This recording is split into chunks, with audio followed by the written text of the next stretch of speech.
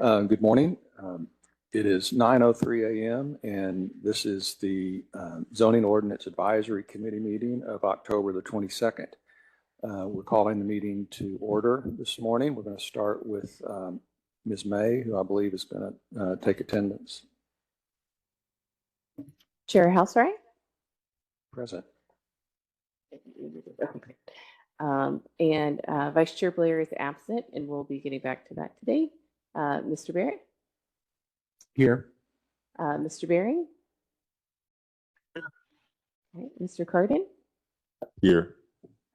Mr. Reeves is also absent, and Vice Chair Rubin. And Mr. McGregor, I believe. Oh, yes, and Mr. McGregor. Right. Okay. And so we are without a vice chair this morning. And so I would propose that Mr. Cardin be our vice chair this morning. All in favor? Aye.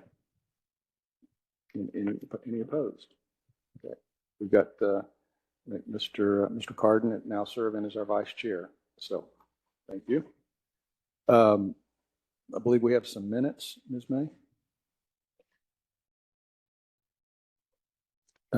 July 23rd minutes. Any comments on the edits on the July 23rd minutes? If not, do I have a motion to approve? I'd like to make a motion to approve the minutes of July 23rd. Thank you, Mr. Cardin. A second? I'll second that. So, thank you, Mr. Barrett. All in favor? Aye. Aye. Okay, we've got those minutes approved, Ms. May. Thank you.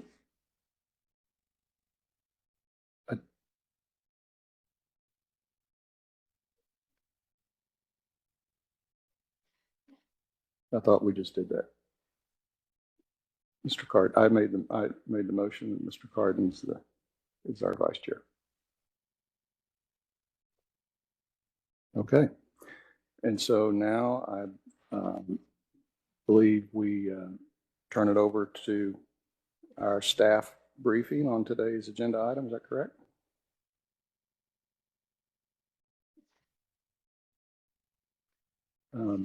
We're getting a little echo here at City Hall. If okay, I think we've got that straightened out now. Okay. All right, I will turn it over to our briefing for this morning. Thank you.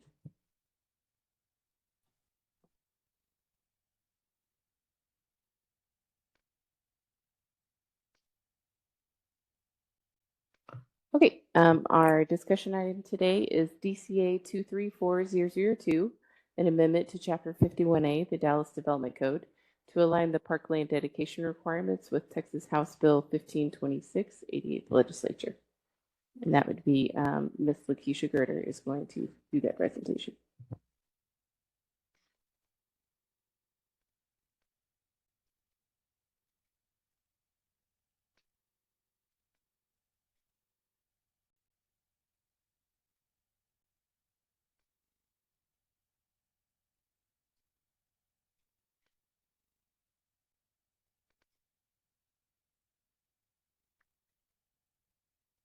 Good morning. My name is Lakeisha Gerder. I'm a manager in Parks Planning, and I'm a part of the Partnership and Strategic Initiatives Division in Dallas Park and Recreation. I also have with me today Robin Steinschneider, who's the superintendent in Dallas Park and Recreation. Today, I would like to bring before you an updated proposed ordinance for parkland dedication fees, and so I'll just start by going into my explanation. And so the proposal today is a consideration to amendments to Chapter 51A of the Dallas Development Code, Division 51A-4.1000, which is entitled Parkland Dedication, and related sections with consideration to be given to replacing 51A-4.1000 with a new Article 14 entitled Parkland Dedication, pursuant to the requirements of Texas House Bill 1526 that was passed in the 88th Legislature.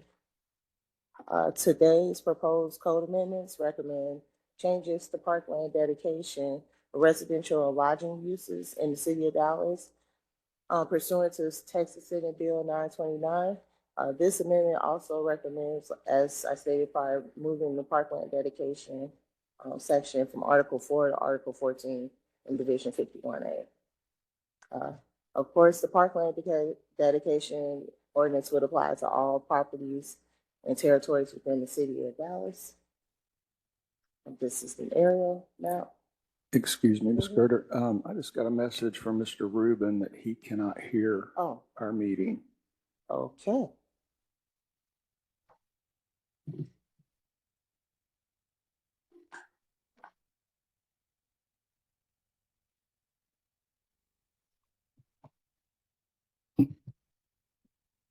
Can you hear me now or no?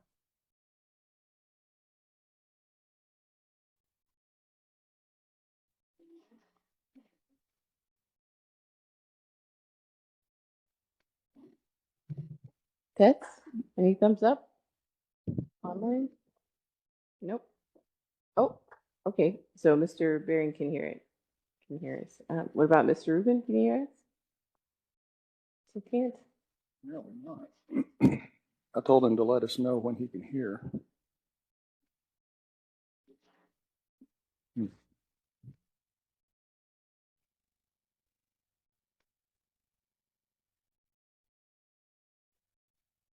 Test, test, test.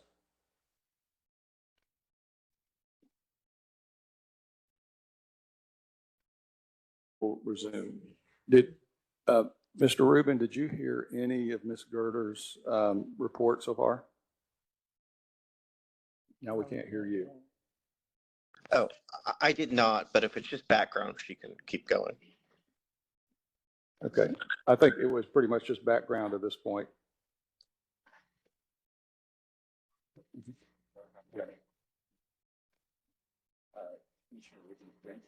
Yeah.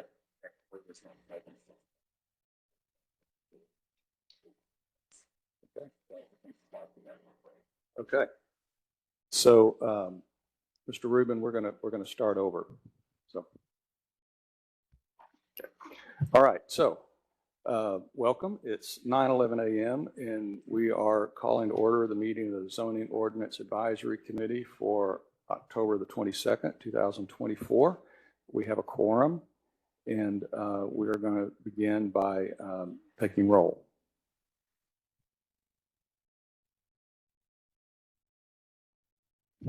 Okay. Chair Housewright. Present. Present. Mr. Carden. Mr. Carden, I'm sorry. Present. Probably mumbled. Mr. Barrett. Here. Mr. Baring. Mr. Rubin. Here. All right. And we know that Vice Chair Blair and Mr. McGregor and Mr. Reeves are all absent today. So would you like to And make a... hence, we need to appoint a vice chair for our meeting. I make a motion that we appoint Mr. Carden as our vice chair for the morning. I'd entertain a second. I'll second Second. that. Thank you. And all in favor, say aye. Aye. Aye. All right. So Mr. Carden is our vice chair for the morning. We have a set of meeting minutes from July 23rd from our last meeting that need to be approved this morning. Do we have any edits or comments on those minutes? If not, I would entertain a motion and a second on the minutes. Motion to approve the minutes for July 23rd. Mr. I'll Carden? second that. Thank you. Mr. Barrett, all in favor say aye. Aye. Any opposed? All right, July 23rd minutes approved, and now we can go to Ms. Gerder to brief us on today's item. Thank you. Go ahead and read it in for her. Our discussion item today is DCA 234002, an amendment to Chapter 51A, the Dallas Development Code, to align parkland dedication requirements with park and recreation. To align the parkland dedication requirements with Texas House Bill 1526, 88th legislature. Good morning again. My name is Lakeisha Garter. I'm a manager of Parks Planning in the Partnerships and Strategic Initiatives Division of Dallas Park and Recreation. I also have here with me Robin Schneider, who's superintendent, and also in the same division as I for Dallas Park and Recreation. And today I would like to present the board with an overview of the proposed changes we are requesting for a parkland dedication ordinance.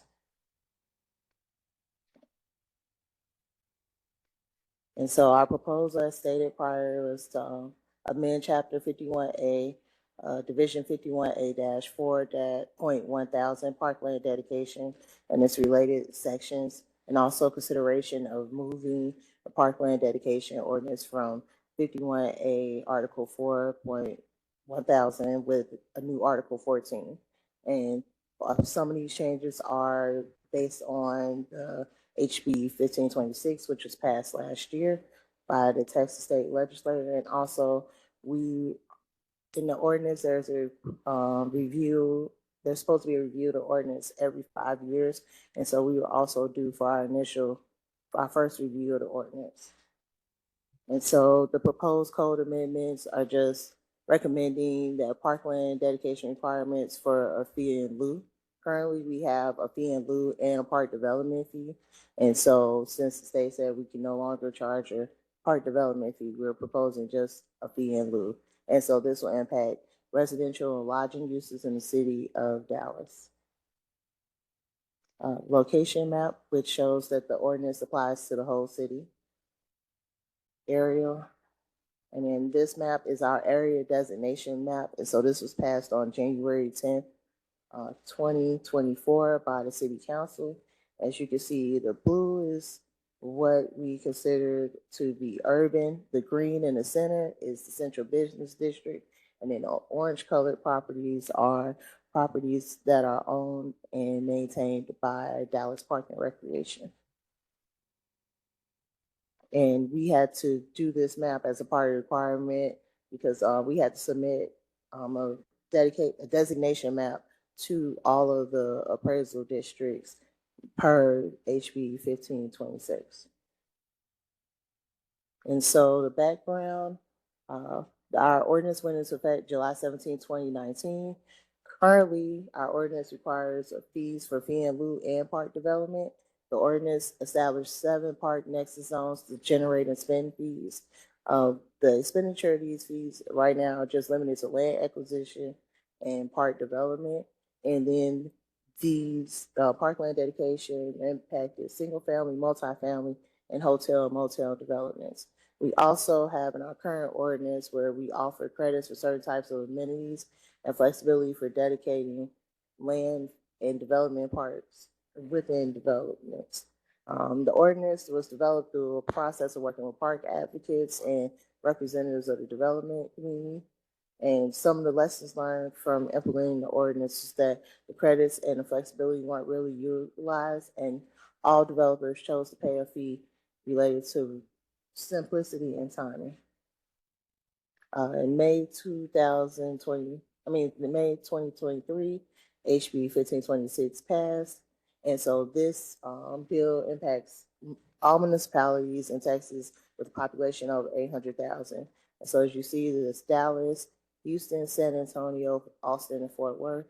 I also specified that even though Dallas is in 5 counties, because Lake Ray Hubbard touches Kaufman and Rockwall counties, that is why we have that included in the report, but we actually have territory in 3, which is Collin, Dallas, and Denton. And so we were required to submit the designation map that I showed you earlier to those appraisal districts before January 1, 2024 to comply with state law. And so HB 1526 applies to all applications filed after January 1st, 2024. The new state law required the establishment by City Council of a density and dwelling unit factors as a component of establishing fees. We also opened the public comment period November 8th, 2023. It was closed December 13th, 2023, and then the map was approved on January 10th of 2024. So state law, HB 1526 affects multifamily and hotel motel uses. And so it excludes requirements on single family. So we didn't have to make a lot of changes to our single family section of the ordinance. It gives the municipalities the right to require land dedication, a fee assessment, or both. And the state stipulates that we have to derive fees from calculations based upon a formula that utilizes the appraisal district land values, number of units in a development, density factor, and dwelling unit factor. Those components are a part of the standard calculation that was outlined by the state, and we were elected to not use that formula because of the complexity. We also had a choice before a simple per unit cost not to exceed 2% median family income. And so that's what we'll reference now going forward as either the low fee or the flat fee. If this limits the city's ability to require land dedication to no more than 10% of development site, and if the city chooses to require dedication, we must purchase the land at fair market value less the fee calculation for parkland dedication fees. The state law didn't say anything about the nexus principles, uses of fees, reimbursements, or exemptions.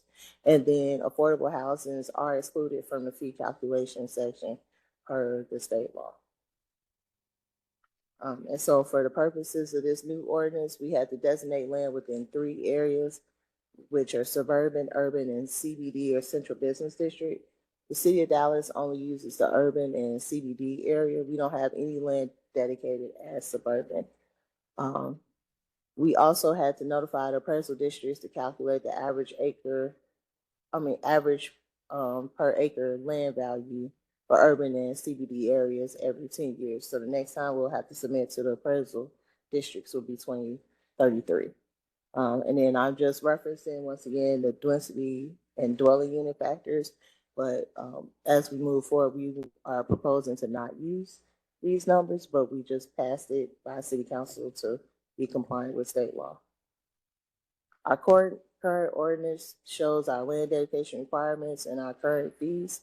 You'll see for single family, we charge $1,165 per dwelling unit. For a multifamily 1 bed, it's $457 per dwelling unit. And I also want to say these fees are reflective of the fee in lieu and the park development fee.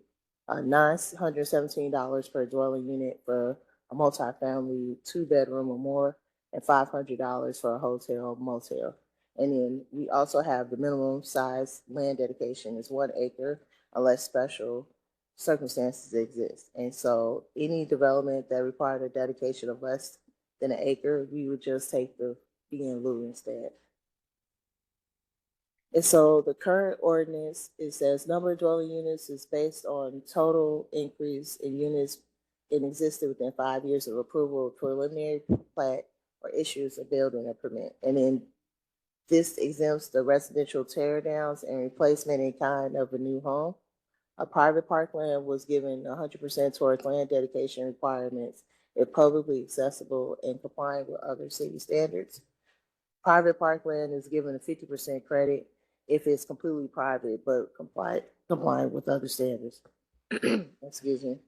Land dedication had to meet certain standards and could not exceed 50% of the land being in a floodplain designation. And it also still had to include stormwater detention and retention areas. And then the fees that are paid to the city of Dallas for parkland must be spent within 2 years. We also could not use that for maintenance or staff or overhead experience per our current ordinance. Trees could also be used to meet tree mitigation requirements and according to Article 10. And once again, we exempted affordable housing units for parkland dedication fees. Our recommendations for the new ordinance is we would like to have the ability to require land dedication on a case-by-case basis and charge a fee for all parkland dedication. We will only require land dedication in the high need of park areas. And the staff report that stipulates far North Dallas, Cedars, and South Dallas as areas of high park need because we have something called a walk score through the Trust of Public Land. Right now, our walk score is at 73 3%. And so our desire is to increase our park score yearly. And so going forward, we would like to have more people be able to have a 10-minute walk within distance of their homes to parks. We are also proposing to redraw the park dedication zone boundaries. Right now, we have 7 zones. We would like to consolidate them to 5, so that way we can accrue money faster in less accounts versus having 7 accounts that we're collecting fees for. We also would like more flexibility on where we can use the parkland dedication fees.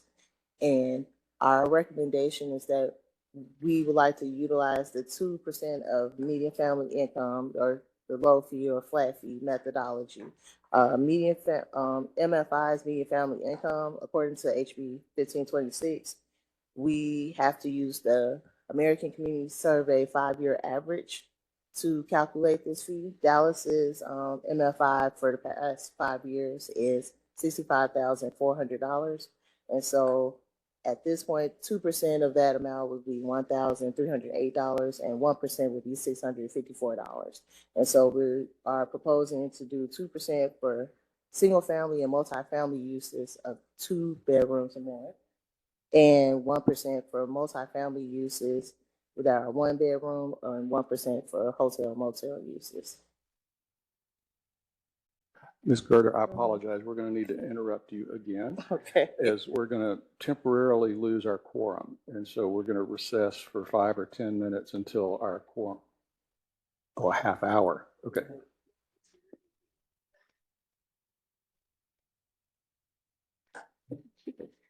Mr. Rubin, is 30 minutes enough or too much? I'm not certain. I'm hopeful it will take no more than 15 or 20, but I can't guarantee it. So maybe 9:50 we could check back in. Would that work? I apologize to everyone for having to hop out. We're advised here, we're going to recess till 9:45, and we may need to extend that, but you take whatever time you need, Mr. Great. Rubin. Thank Right. you. Thank you. And audience, apologize, but we've got to stay legal. So for your patience.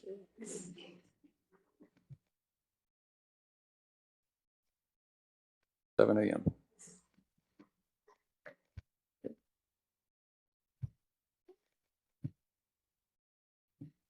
And Ms. Lakeisha, if you want to start sharing your screen again, and go ahead and pick it up when you're ready.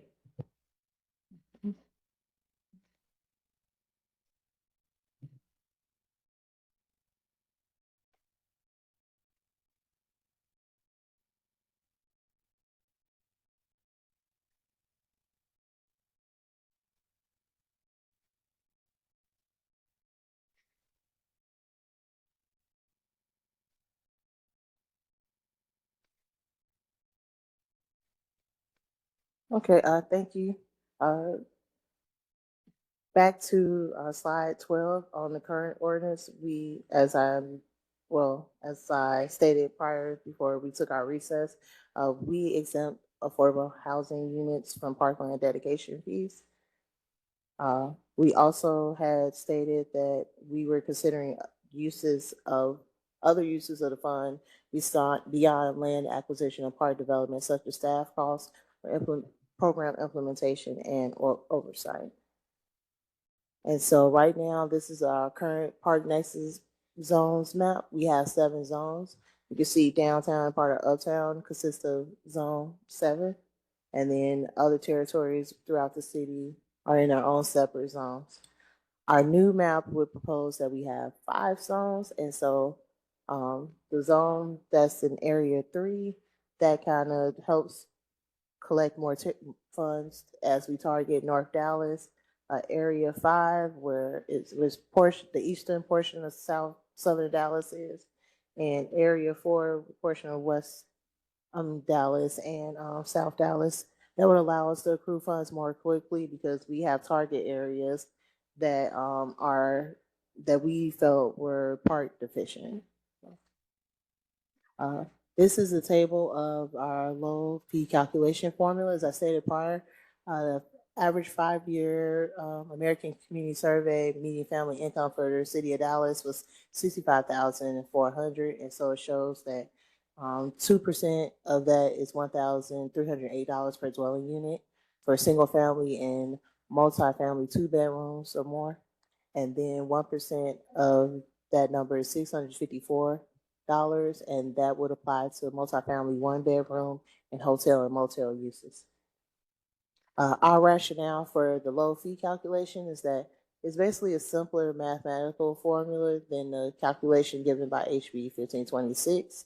It removes the justification for appeals because it's based on straightforward math.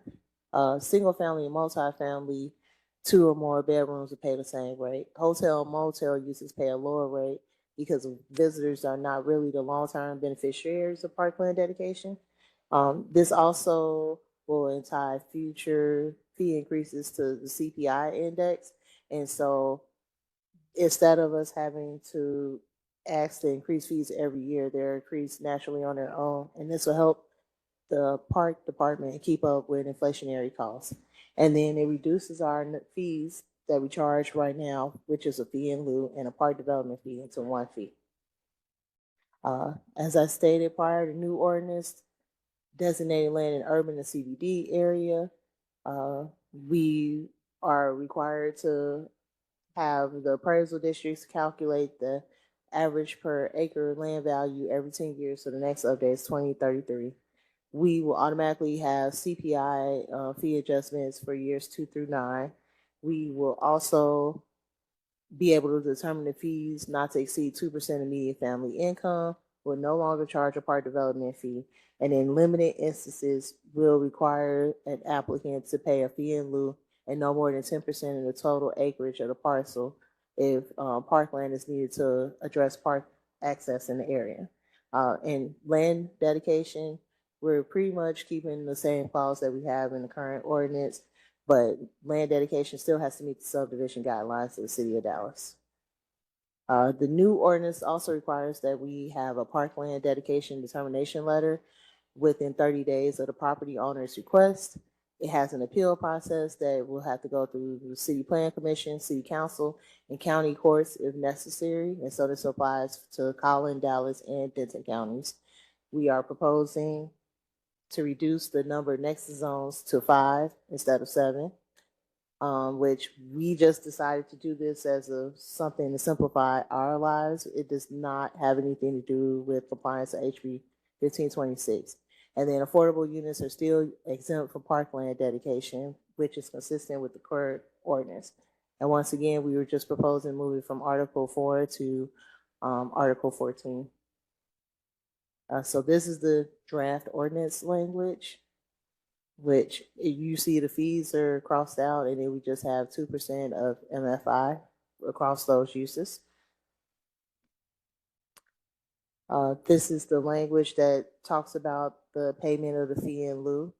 And so as it relates to single family, they will still pay a fee in lieu at the time of permit. For multifamily and hotel motel uses, we cannot collect parkland dedication until they receive their final certificate of occupancy. This is also the language regarding the appeal process, which we hadn't really had anyone appeal the amount of parkland fees. And so now a person that files an application will have to go to City Plan Commission and start that process. And then eventually City Council, and then if they appeal it again, it'll also go to the county or district court. This is the language for the request for parkland dedication determination. So it stipulates that we have to respond within 30 days of the applicant requesting the letter. And then also that letter would be good for up to 2 years or the time until the time the person requests a permit, whichever time is less. This also shows like the valuation of CBD, suburban and urban areas. And so it shows like if 2A, B2A, we'll take the average of the monthly CPI rate and use that to determine whether fees should increase or not. And then that's more language talking about what you have to do when we're calculating the appraisal district average value. And then proposed changes since the staff report was published last Wednesday. We are proposing to include a clause for exempting affordable housing units from parkland dedication fees in the updated ordinance. We are recommending to change the low fee to flat fee throughout the ordinance, just for clarity and language. The updated proposed ordinance will also reflect 1% MFI for 1-bedroom units and 2% for 2 or more bedroom units. And then the land dedication requirements also will be stipulating the land letter of determination. And so when the property owner requests a letter, they won't only just know how much they'll pay in fees, they'll know whether the city will require them to dedicate land as satisfaction of part of the requirements of parkland dedication. And that determination, once again, will be made within 30 days of the property owner's request. Our next steps is just, that should say planning and development on parkland dedication designation map with Fort Dallas, which was passed. And so our parkland dedication map is in the appendix of the plan. We'll also work with development services, housing, and all private development city staff to update the plan application process to reflect the new ordinance. We also need to coordinate with Dev regarding the seller, and then Park is also working on cartograph, and so those are both scheduled to launch next year. So we need to make sure that information is in those systems as developers move through the permitting process. We also would like to just ensure development community residents are aware of updated changes. We also need a long-term webpage on the Park and Recreation website, because dallasparks.org is separate from the City of Dallas website, but we currently do have a landing page through the ZOAC committee. So thank you, Sarah May, for that. We also would just like to share the draft ordinance with stakeholders and public to start the adoption process for the new ordinance. And today we're here in ZOAC, but we also require approval through CPC and ultimately the City Council for the new ordinance to take effect. And so staff recommendation is approval subject to conditions as brief, and I am available for questions at this time. All right, thank you very much for a great report. I'd like to give the committee opportunity to ask some questions here before we take comments from others, but committee members, any questions? Mr. Chair? Mr. Can you Rubin, hear me? yes. Yes. Yeah. Great. Thank you, Mr. Chair. Thank you, Ms. Girder. I will admit that in almost 5 years now on CPC, I have not dealt with parkland dedication in any fashion that I can remember. And you had a very thorough report. I may need this sort of dumbed down for me just a little bit. I've read the draft ordinance. I read the House bill that passed. Can you kind of just explain how it works now and what's changing? Because I don't have a good understanding of the present parkland dedication procedures. I feel like we're at a little bit of a graduate level here, and I need more sort of an introductory level overview. Okay, I will try to simplify this. So basically, when you apply for a permit, like for example, now we have a technology fee, we have a consultant fee, we have all of these fees that we're paying. A parkland dedication is just Park saying, hey, we know that you're developing land in the City of Dallas, and that's a great thing. But in order for us to accommodate moving people, a growing population, and in order for us to protect future land, we're collecting a parkland dedication fee to set aside as a one-time fee that going forward, even though the city will continue to develop land, we're using these funds to take and buy land to preserve for future generations. Currently, Dallas Park and Recreation has 410 parks, and a little over 21,000 acres. We're just saying, hey, even though you're developing land and this is great, we just want to make sure we're setting aside land for future generations because, and this is a fee that's not only used by us or major cities. There are approximately 27 other communities in the DFW area that have parkland dedication fees. We're actually kind of the babies in this because there are certain cities in Texas, for example, Corpus Christi, they've had a parkland dedication fee since the 1950s. And so we're basically saying, pay us this fee and you don't have to give us land because we're going to go find the land to preserve as park space to enhance our other city goals and future projects. Okay, great. And that fee is, and just run me through how that fee is calculated today versus how it would be calculated under this ordinance. And so if you would give me a moment, let me go back to my slides. And so right now we had it where when we did land dedication, based on the type of use, we had a minimum acreage requirements based on the number of dwelling units. And so for a single family is 1 per 100 dwelling units. Multifamily, 1 acre per 255 units. 2-bedroom or more, 1 acre per 127 dwelling units. And hotel and motel, 1 acre per 233. We haven't really used these types of requirements because, like I said, no one has ever successfully completed land dedication. But we were also,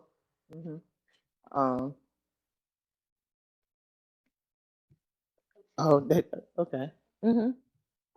Could you also clarify, I think that our current ordinance, we only assess these fees for increased density?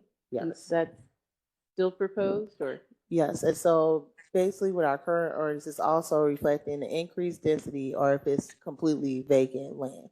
If someone came to us and said, my house burned down, I want to replace it, we would not assess them a parkland dedication fee because they are replacing a one-to-one in kind. If it's an increase in density, if someone came and say, I have a single family lot, I want to build a duplex, we would have to charge them for an increase because they're going from 1 unit to 2 units. So we would charge them the difference for 1 unit. Also, we have a park development fee and a fee in lieu. And so I just gave the total amounts because I didn't want you to be burdened with the math since we were getting rid of the park development fee.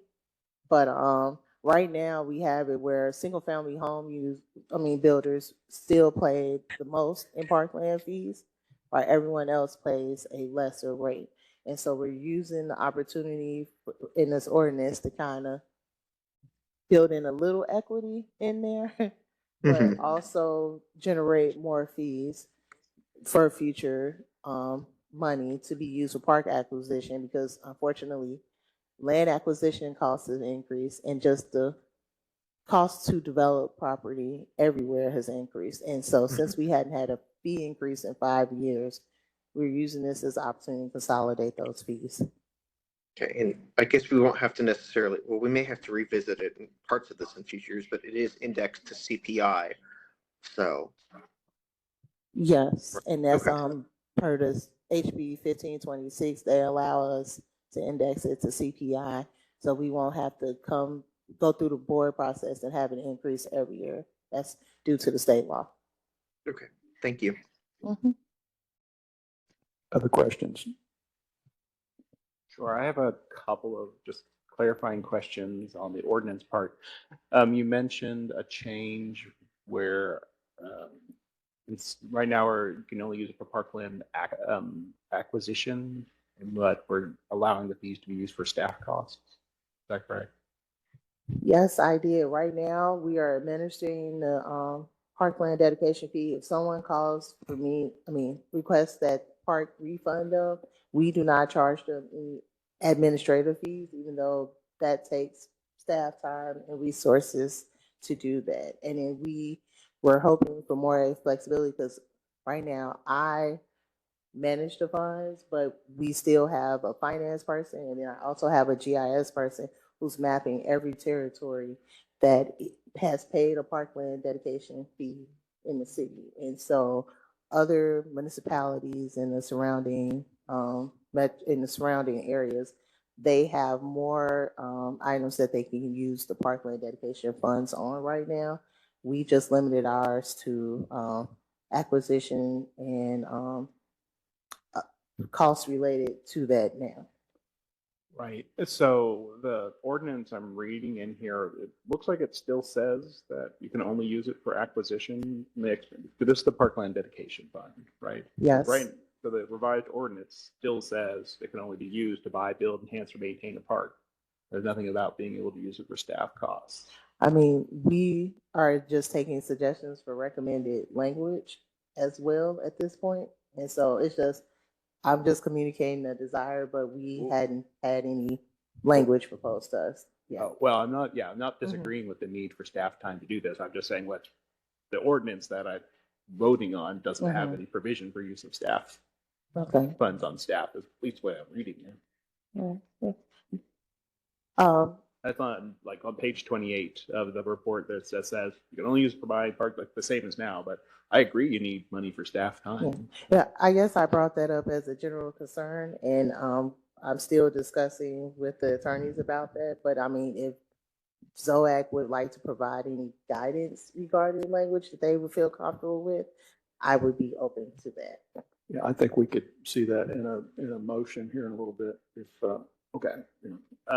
Similarly, when we're talking about going from 7 zones to 5, sounds fine. The ordinance that I've got here still references 7 zones. So is this proposal to change it to 5 zones? Is this a separate thing, or were you staying with 7 right now with the hope that? We're staying with 7 right now with the hope that if we had agreement on the 5 zones, because the 5 zones is a staff recommendation of what we would like to do, we hadn't changed it to 7 yet because we hadn't had anyone say like, yes, I'm in support of that. And so we're just using the 7 as a placeholder. Okay, yeah. So what I'm used to is receiving from staff what you guys want or are recommending, which would include language about staff funding, recommendation to change from 7 to 5, and then maybe whether we disagree or agree with that. Like, I agree with some of those changes, but right now I don't know if you're asking me to go to 5, other than in your presentation, which doesn't match the ordinance I have in front of me. And I will acknowledge that there's a couple of areas where the ordinance doesn't match. I guess I wanted to try to make sure I could present information about both sides, and I didn't make sure that the ordinance reflected the 5, and so I take accountability and ownership of that, and I appreciate your comments. Okay. Then I also, more to the fees side of it. So I saw your calculation and I went through the fee calculation under old versus current. So if we went with the 2%, 1% fee calculation, that would be range from an increase of fees from 12% up to 43%. Do I have that about right? Yes, and I actually have a slide that shows that. Yes. I think I saw that on the slide there. And so that's the example of the calculation. And I just did an example in the report. I didn't want to go through every scenario, but just to show you that I did the math. And then this is also an example of what we know those fee increases to be. So ranging from 12.27% to 43% is accurate.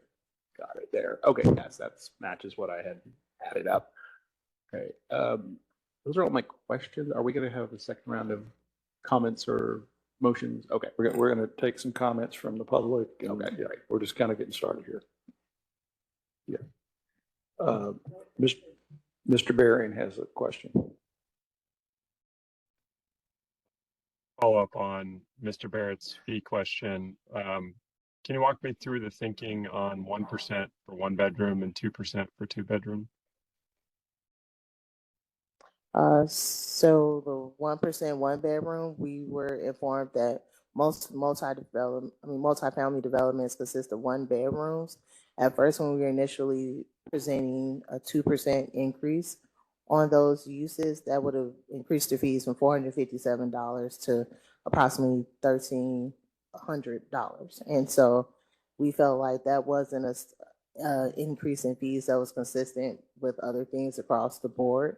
And while we still needed a fee increase, the 1%, 2% from 457, that's approximately what, an $850 difference. That would be burdensome. And so we agreed that we would just keep it split, and even though the multifamily one bedroom would still increase, it wouldn't pretty much double or triple their fees. Sure, yeah, and I get that in terms of minimizing fees. I guess the thought was just, are people in 2-bedroom units utilizing parks twice as much as people in 1-bedroom units, versus applying a 1.5% across all units. I didn't know if that was considered. I can take that back to staff and we can discuss that, but it wasn't assuming that a person in an apartment would use more. We were looking at it as more people live in a 2-bedroom than a 1-bedroom. And so it was to cover multiple users. Okay. All right. Thank you. You're welcome. Mr. Carden? Thank you. I'm going to have a couple of questions for staff for now. Then, after comments, I'll have a few more here. So just so I understand from the presentation, I know you mentioned there are some areas of high park need in far North Dallas, Cedars, and you said South Dallas. But what I'm reading here on page 10 is actually saying far North Dallas, the Cedars, in parentheses, the Bottoms, which are 2 separate neighborhoods, and then Southern Dallas. So could you clarify, one, is it Southern Dallas or South Dallas? Because that's a big one. And two, is there like a map or something of these areas you're identifying?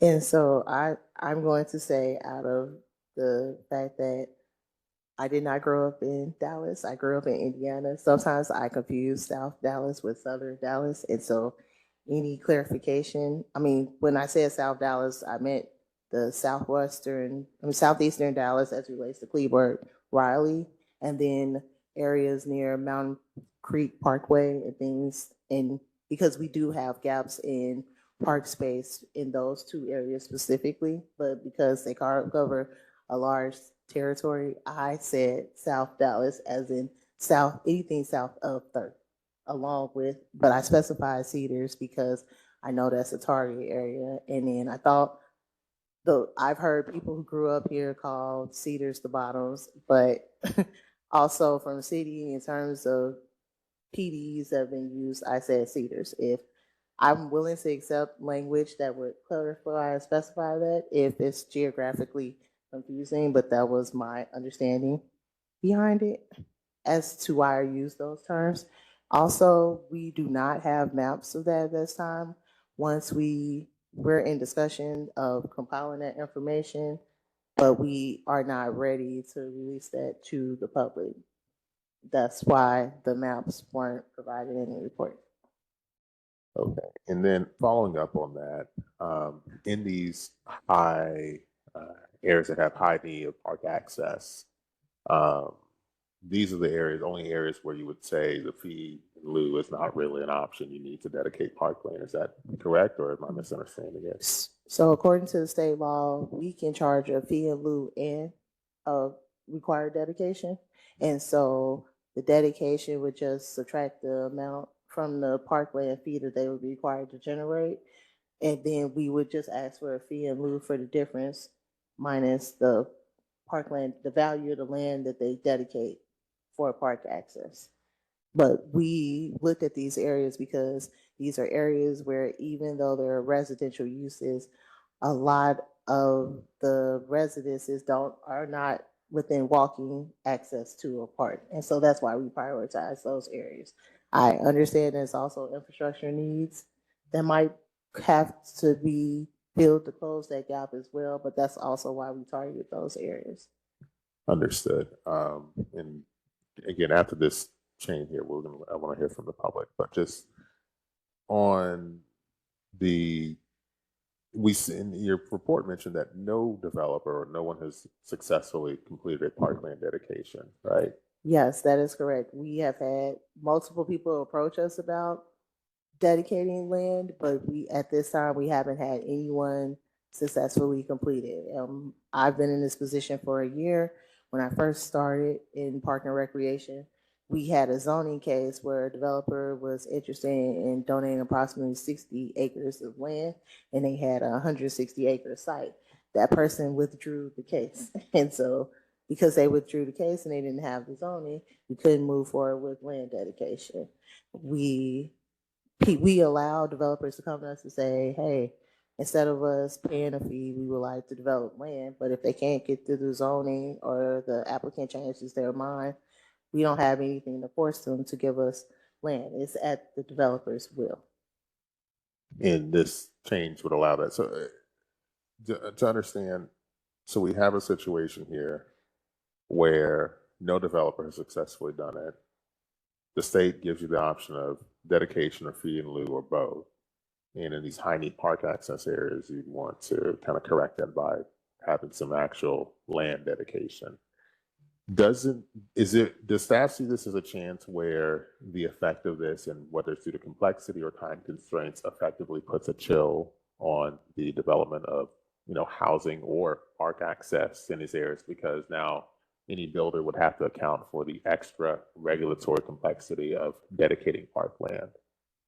I mean, I would like to think that our land dedication requirements aren't necessarily burdensome, because all we would really require is that the person deed over the land on their final plat.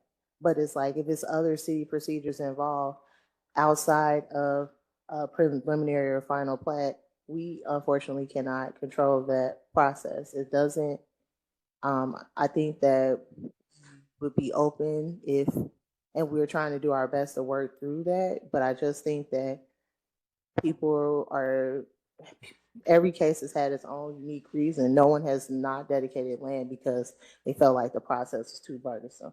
It was something that the applicant wanted to do. We were open and present for the conversation. We tried to help them navigate that. But if a zoning case doesn't go through, that's not within the control of Park and Recreation. That's there might be other costs as to why the case didn't go through, and it had nothing to do with land dedication. Okay, and then the last one here. So and then understanding that by staff's perception, is something like the Katy Trail considered a park? In other words, are linear parks or access a park, are those eligible to be used for, are these funds eligible to be used for that type of either access or linear park or something that doubles? Is that? I would have to get back to you on the linear park aspect, because I hadn't thought about the trails, and we have a trail person in park, but I hadn't not consulted with him about that. I think that we were just specifically looking for park land at this time. But if the board recommends more flexibility and allow us to use it for linear parks or trails, I think that we would be open to that. Okay, thank you. Okay, I've got some questions here. So I think mine kind of follow along the line of Mr. Rubin, just trying to get up to speed with the whole concept of this as much as the changes. But Ms. Gerder, can you explain, we're no longer going to be able to have a park development fee, but when we had a park development fee, how is that different from the fee in lieu? How are those dollars, what was the purpose of those dollars versus the fee in lieu dollars? And so the fee in lieu dollars and the park development fee, they were going in separate accounts, but they could still be used for the same zones. That was consistent with what we saw in other ordinance prior, when we were in the beginning of creating the ordinance. So these discussions started around 2016. Our ordinance was passed in 2018 and went into effect in 2019. Other municipalities such as Frisco and Mansfield, they had two types of fees. And so it was to be consistent with other ordinances that we had already seen on the books. Okay, but really in practice, those dollars aren't different once they're collected. No, they're not. They're just going to different accounts, but it still ultimately ends up in the same zone, and we can use that money in that area where it's collected for future park land acquisition. Does this parkland dedication ordinance, the old one or the new one, you collect this money and then it's under the control of the Parks Department at that point, correct? Yes, that is correct. And so they just use those funds in the course of maintaining parks and building parks for the city of Dallas. Are they forever and ever separate and special and have to be dealt with special, or do they just kind of drop into the parks budget? And so this fund is separate from our general operating and maintenance fund.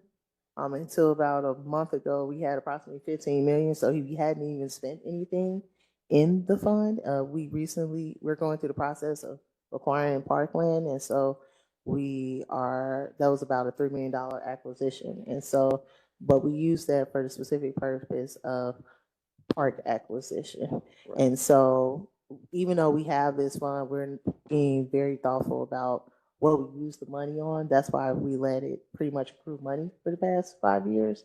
But our current ordinance states that we have to spend it within 10 years. And so we're trying to do a better job of spending the money, but it's not something where we're spending it before we get it. We're making sure that when we make the investment, it's something that's going to be beneficial to parks and to the park department and beneficial to the city overall. Okay, I think you answered a question before I had the opportunity to ask it, and that is, over the 5 years we've had a parkland dedication ordinance, we've collected about $15 million. Yes, I would say about 15.6, and then I'm not including that sometimes people are mistakenly charged parkland fees or they pay the fees because we find out they were exempt through affordable housing, and so they have been able to get refunds on that if they were charged a parkland fee incorrectly. Okay, so that would say maybe around $3 million a year. Like approximately around give or three. take is about what we've been collecting, and we potentially would collect a little bit more with your new calculation. Yes, we would collect a little bit more with our new calculation, and then at this point, we haven't had a fee increase in 5 years. Yeah. Okay. And then we had the question a moment ago about the linear parks. I believe the draft ordinance says that in the CBD, the funds can be used for connectivity or trails. I think that there's some language about that. Am I Yes. mistaken? No, you're not Yeah, okay. mistaken. But I guess I didn't have my head wrapped around a linear park question today, but the ordinance does say that. Okay, and so we could propose that language apply to all the districts. I mean, Yes, that is. If we- you make that that would be recommendation, yes. another potential edit. Okay. All right. So I'd like to take some comments from the public now that we've had our first round of questions. Would anyone here in our room like to make any comments this morning? Okay. Ms. O'Brien.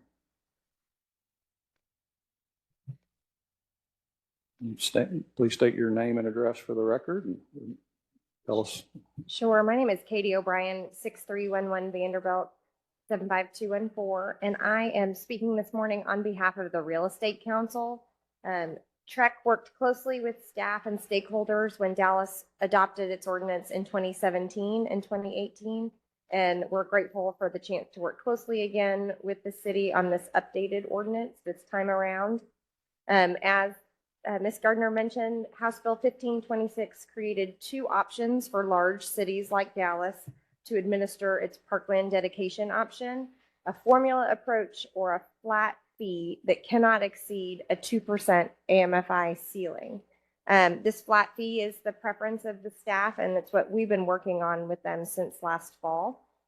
I want to stress that HB 1526 creates a cap or a ceiling. We can set that flat fee anywhere we want below the ceiling that's articulated in the state statute.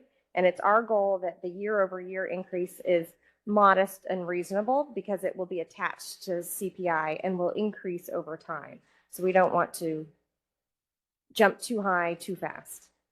I want to highlight several agreements we made with staff that are important to TREC. Again, we're very grateful to the Park Department and the City Attorney's Office for working with us on these items. The first is that staff has agreed to exclude all affordable units from the fee in lieu calculation. We think this is an important way to align our incentives and priorities around much needed housing development in Dallas. This is an item that needs to be added into the draft ordinance. It is not currently in the draft ordinance. Staff also agreed to tier the ceiling for a flat fee as 1% AMFI for units with 1 bedroom and 2% AMFI for units with 2 or more bedrooms. Again, Ms. Gardner mentioned, but that's something that'll have to get corrected in the ordinance. This is a more appropriate increase from the current fee structure, and it does take the increased demand for new park space into account. Our primary concern, though, TREC's primary concern is about the park director's ability to require on-site land dedication. To be clear, we understand that this is allowed in the state statute, but it was not the practice in Dallas in the prior ordinance, and we think it's not the best policy in Dallas moving forward. It creates a lot of uncertainty in the development process and will ultimately be very difficult for both parties, for the development team and for the city. It's TREC's preference that the Dallas ordinance retains the developer option to pay the fee in lieu or to dedicate parkland at the project site or another off-site location in Dallas. We look forward to working with you all on ZOAC and with CPC and council as this process moves forward.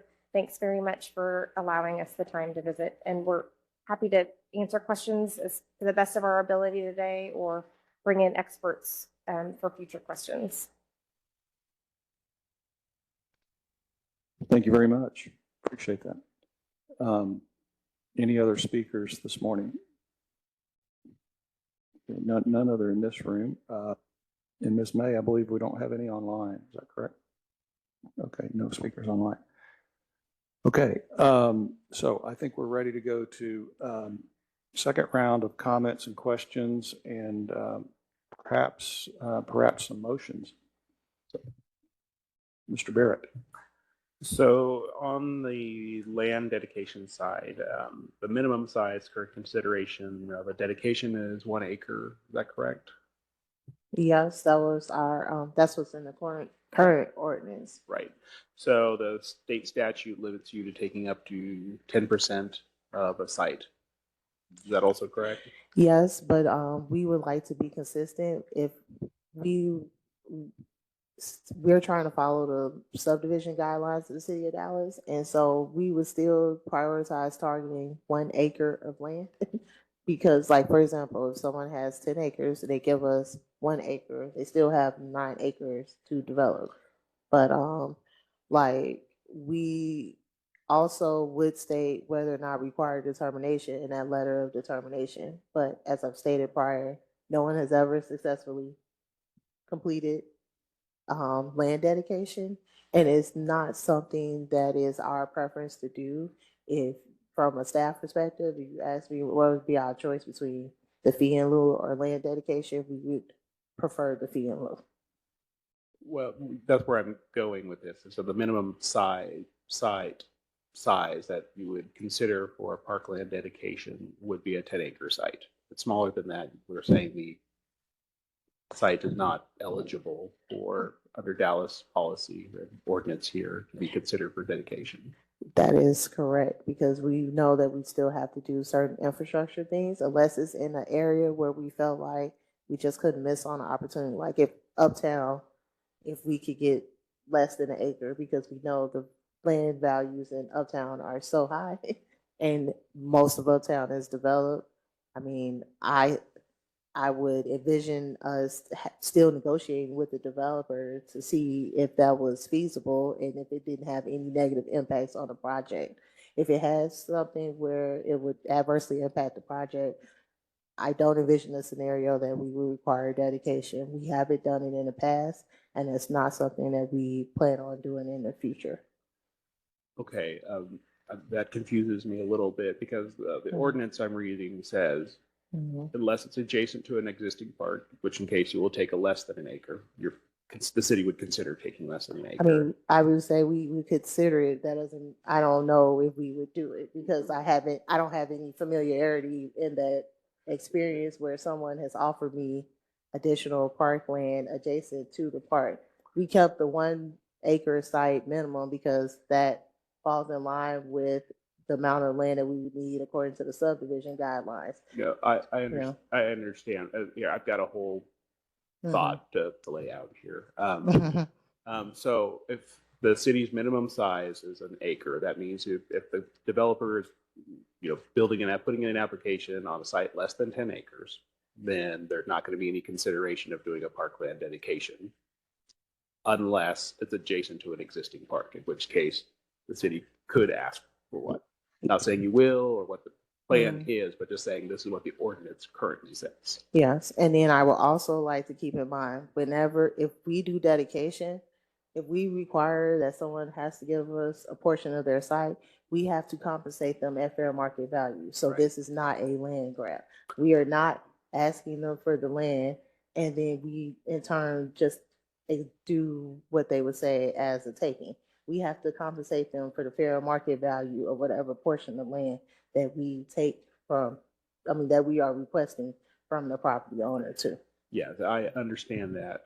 Where I'm going is the certainty and understanding of the process from the applicant's perspective. And I know they can write a letter and get that, but just from a plain reading. So if I'm working with a site in Uptown, not adjacent to an existing park, it's less than 10 acres, then there's no mechanism for requiring a parkland dedication. Is that correct? You mentioned like if it was less than an acre site, you might be interested in it. But does the ordinance allow that or does it not? Could you repeat the question? If the site is less than 10 acres, Mhm. then the maximum dedication is less than an acre, right, under state law. So the city is not interested, or it's against the current ordinance to take parkland dedication less than 1 acre. So even if this was in a high value area, the city could not take less than 1 acre of land unless it was adjacent to an existing park. I'm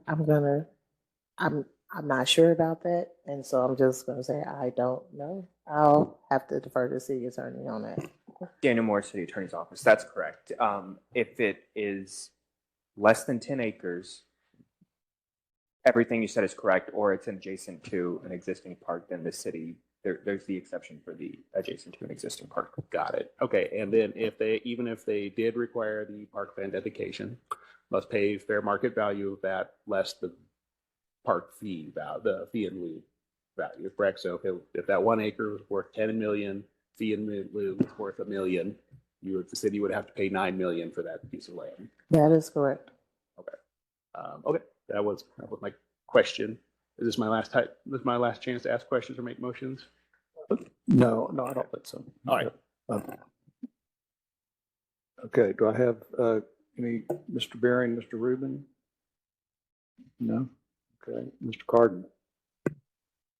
Thank you. So, Mr. Barrett, kind of dovetailed into one of the things I was going to ask here. So, can the city actually afford to buy an acre in some of these more urban core areas? I mean, if you could come up with an acre in the Cedars, fantastic, but then that could quite quickly exhaust a significant, if not the entire fund as it stands today over 5 years. Is that even viable? I don't know the land values in there. I mean, the Nexus lets us pull money from different zones, but like I said, we have it. In order for us to do the land dedication and acquisition, we have to get 2 appraisals. We have to have all of these costs that we incur as a part of that process. And so I don't think that in certain areas where we know the land values are high, I don't think that we will be able to acquire land at this time without significantly diminishing the funds that we have. And so that's why we haven't done it. And that's why most of the money that we've collected is still sitting in an account. But also, we are being very strategic with the Parkland Dedications Fund because it's not our desire for this to be used as a slush fund for big price projects. We're doing this to help do more parks on the neighborhood level. And so I don't, even though I don't know the exact number of calls, it's about connectivity and making sure that everyone in Dallas has easier access to parks. We're not just taking land for the purpose of taking land. Thank you. And you mentioned the connectivity part, and this is part of where I'm struggling with this policy, even with trying to make some amendments here.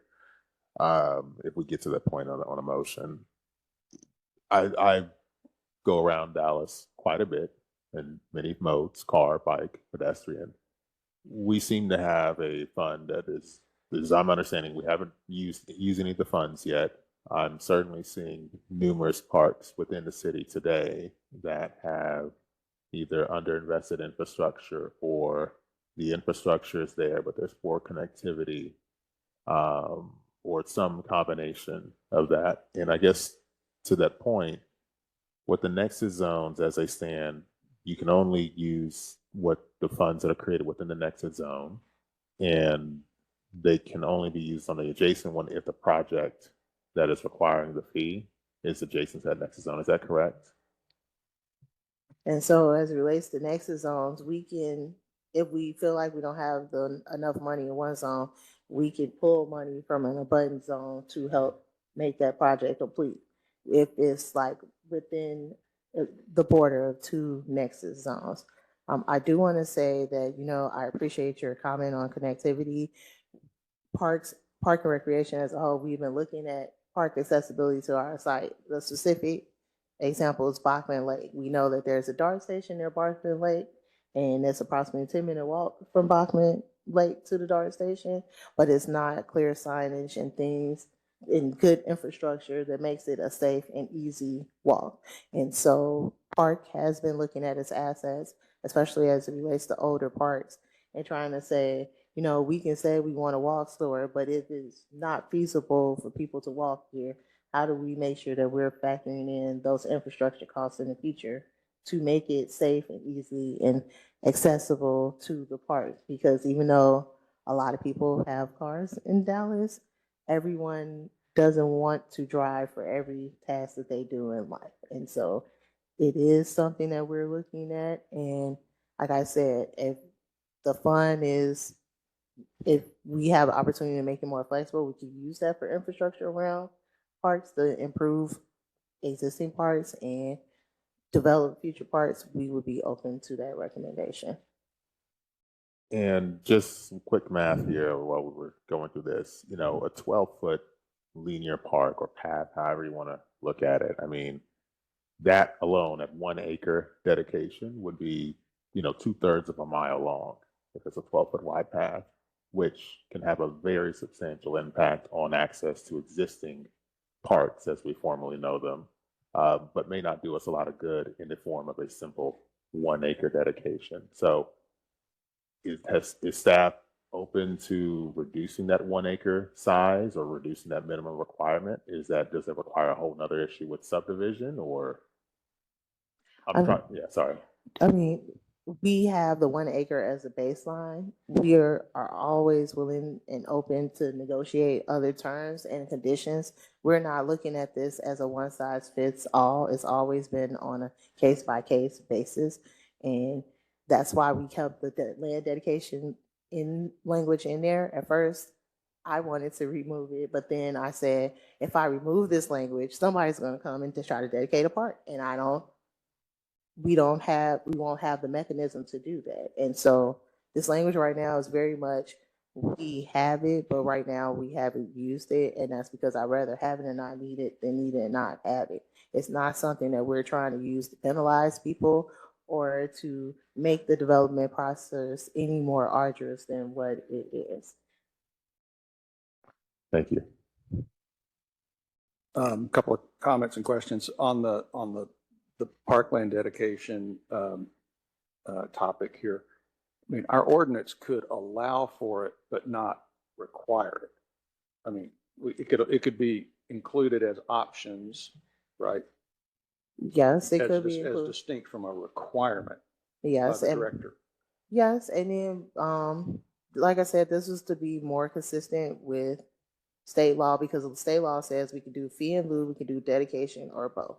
Our preference is fee in lieu. If we have the opportunity to get land dedication, we would negotiate with the applicant or the developer on what we felt best met the terms. But it's not a way where we're saying, well, you have to give us this land or else. It has always been a negotiation process where it's back and forth, and we've heard all sides of it. And I mean, I'm willing to consider revisions to the language that makes it less abrasive. But I mean, at this point, any developer that's come to us to try to dedicate land, it's always been an open and ongoing conversation. It hasn't been, you have to do this or else. Right. So I think what I'm hearing from the public testimony is they just like to have some language that clarifies that while our practice may not have been requiring it, but to get the language sorted out on that. I have been making notes over here. I've got 1, 2, 3, 4, 5, 6 potential edits to the draft ordinance in front of us that may need to be considered individually, but just as an idea, I know that Ms. Girder tried to get us a little more updated draft ordinance today, and we didn't have that in front of us through no fault of her own. And so the question becomes, are we going to try to Frankenstein this thing today and vote on it, or are we going to maybe ask for some changes to the draft and address this at a subsequent meeting, which I think I might be a little more comfortable with, maybe giving staff some clear direction on some of the items we talked about, those being going from 7 zones to 5. The language about connectivity, the application of funds for connectivity, whether that's just CBD or whether that's entire city. I think we've got to get the fee structure into this draft, because is that right, Mr. Gerder? The 1%, 2% thing, that's got to be codified. The nuance of the language about land dedication being an option and not a requirement. That's 4. The 5th one, the question that Mr. Barrett brought up about, do we expand the usage of the funds to cover staff expenses and overhead expenses associated with administering this program? I personally don't support that, but there may be, the committee may support that. And then an interesting question that Mr. Carden raised a moment ago about, well, is 1 acre, no, I guess, was it Mr. Barrett raised it, is 1 acre, is that cast in stone? Do we want to adjust that? So there's a lot of moving parts, and I think we might be here quite a while today if we wrestle through all of those. I mean, thoughts, motions? I'll chime in. I would love to see an updated ordinance with some staff-created language along the lines of what the chair and my colleagues in the committee have suggested, rather than trying to, in your afterwards, Chair House, right, Frankenstein it today. Okay. So, yeah, that's kind of my thought, Mr. Rubin. So I'm wondering, there's 2 things here that I think, I listed 6 things. I think 4 of them, I hope are fairly settled, but I'm going to go back to the 2 things that I think maybe we debate a little bit and to decide to direct staff whether or not these are going to be in the next ordinance or not. Let's start with the question of usage of the funds beyond capital improvements to be able to use them on staff costs and overhead administration of this program. So is that something that we want included in this next draft or not? Could I get some read on that from the committee members or motions? I would like to see what staff is proposing for this. I mean, I have some concerns about, it going to a blanket overhead amount, but I also know it takes time. So there's ways to talk about internal billing or rededicating funds back to staff, because it is hard to administer your whole job and then have extra things you're doing and bringing in some extra staff with no budget. But council could set a budget for it also. So if you, I'm open to hearing a proposal from staff. So Okay, I'd like so to hear something. Rather than us describe what that would be today, let the staff come back in their draft. Yeah, That's I've got what- an idea of what they're wanting. I just want to know what it is. Well, typically in the ordinances that I've researched across the Metroplex, they have a cap on what they allow staff to do.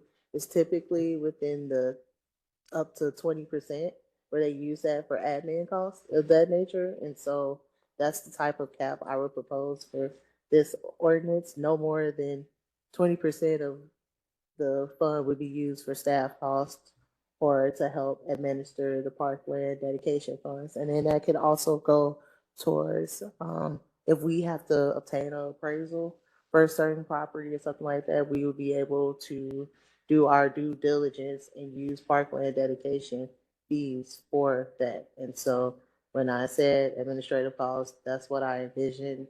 And it being no more than 20%, this is not a proposal to fund an entire salary or salaries positions using the fund. Yeah, so the existing ordinance I see does have things for indirect costs, but it does not include staff or staff overhead. So next, assuming this is where we end up, next draft, I would like to see what you were proposing. I've heard you describe it. It's great. Would like to see it on paper in an ordinance format. And I accept that comment and I thank you for your feedback. Okay. The other topic was this 1 acre language about whether or not we want to entertain a smaller minimum size for a dedication. We have thoughts on that from our committee? And if this is a reference to me, I'm not suggesting that we should accept a smaller size. But Okay.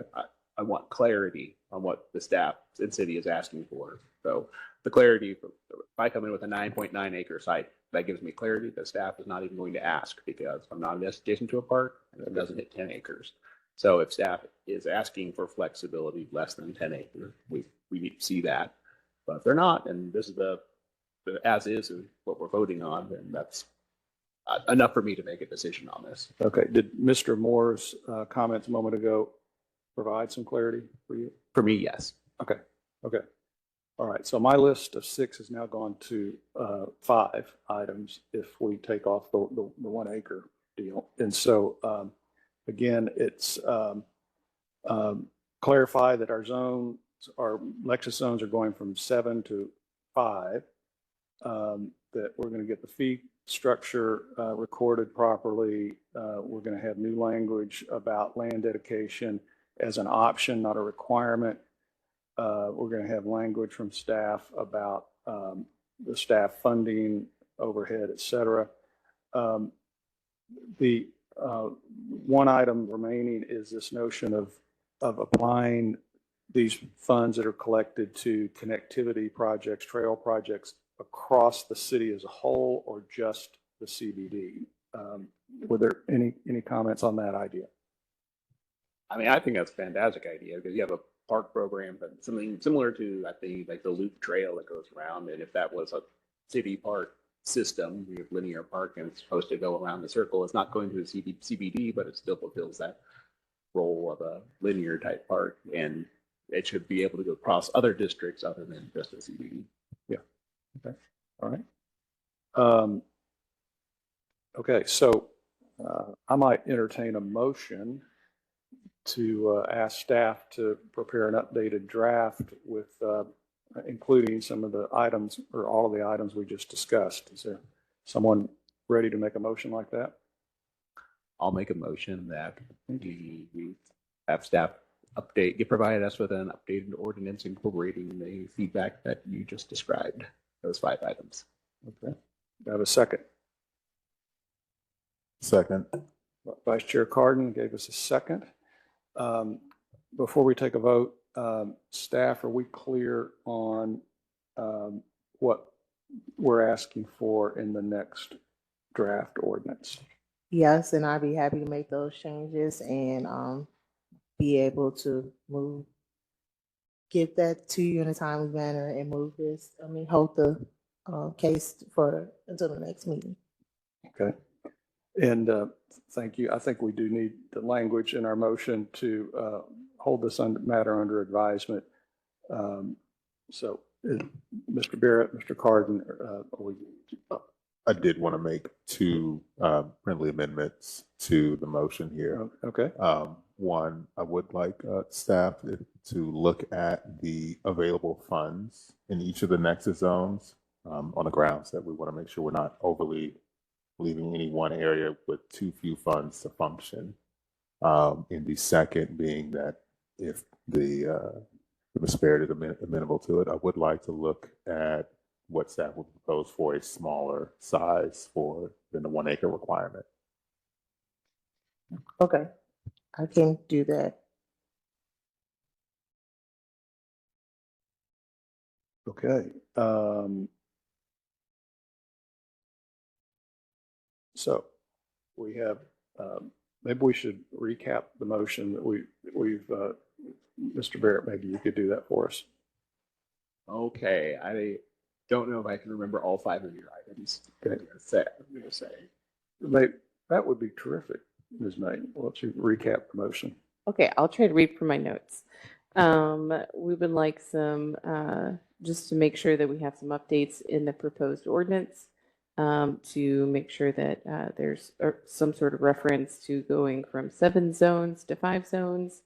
I can reorder these, that there's a fee structure for the 1% and the 2%, that land dedication is an option, not a requirement. Expand the use of to include staff funds. Make sure that there's ability to consider connectivity in all the nexus zones. And then we also had a friendly amendment to like to see the funds are available in all. The amendment would like to see options for a smaller size minimum for park dedication, and then also they would y'all would like to see what the funds are currently at in all of the zones and what that would translate to if transitioned to the 5. Sound about right?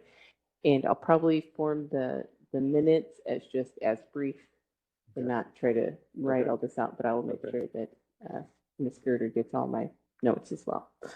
So we're holding under advisement to receive the next draft. And since we're a recommending body, we don't have, and it's not like an official public hearing, we don't have to specify a date. It could just be when it's ready. Right. Okay. Mr. Carden, you have another comment? Okay. So we've got a motion and a second. It's been summarized by Ms. May. All in favor, say aye. Aye. Any opposed? And, motion passes unanimously. Ms. May, I think that concludes our business today, does it not?